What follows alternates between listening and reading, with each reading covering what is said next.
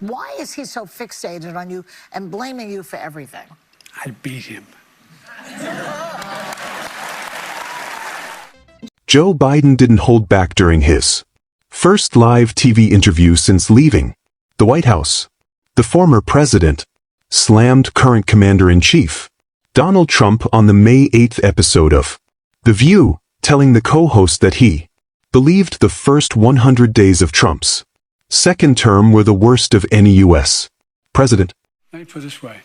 He's had the worst 100 days any president's ever had. Yeah, that's a fact.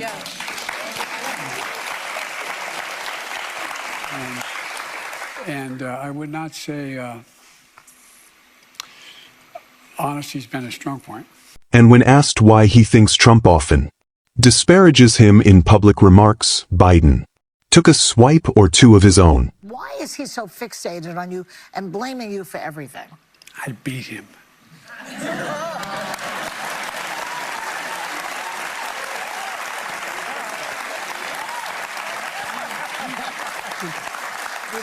And that's it. He's just I'm ticked used to off. dealing with bullies.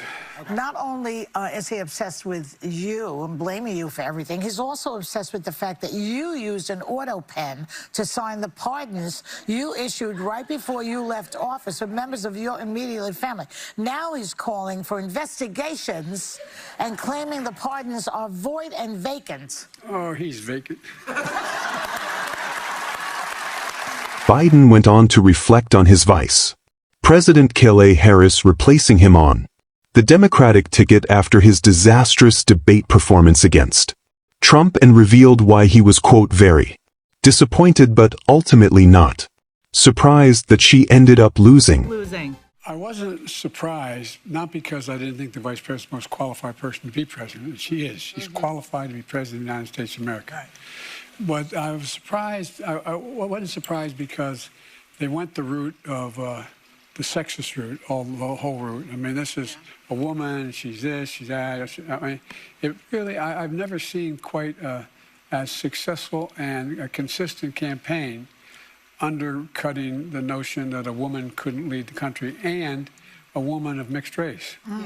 Despite stepping down as the nominee, Biden acknowledged that he takes accountability for Trump's win because he was still the sitting president at the time of the election. Do you take any responsibility for Trump's re-election?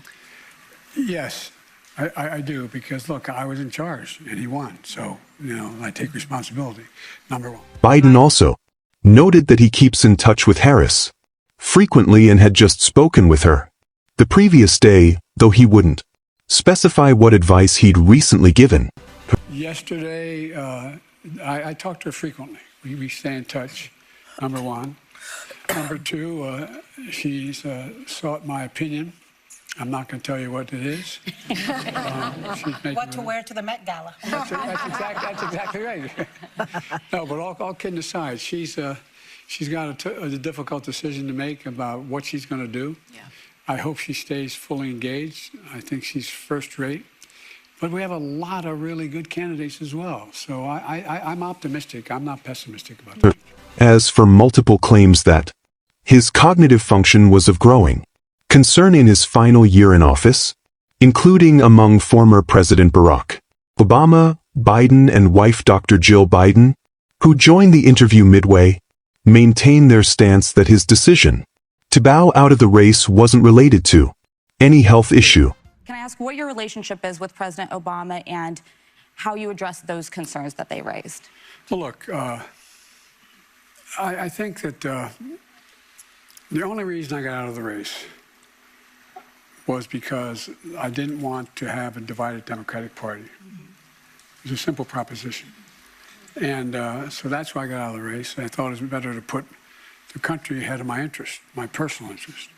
I'm not being facetious. I'm being deadly earnest about it. In fact, Biden even doubled down on his thoughts about whether he still could have beaten Trump had he seen the whole race through. Knowing what you know now, do you think you would have beat him? Yeah, he still got 7 million fewer votes. Yes. There you go, okay? A lot of people didn't show up.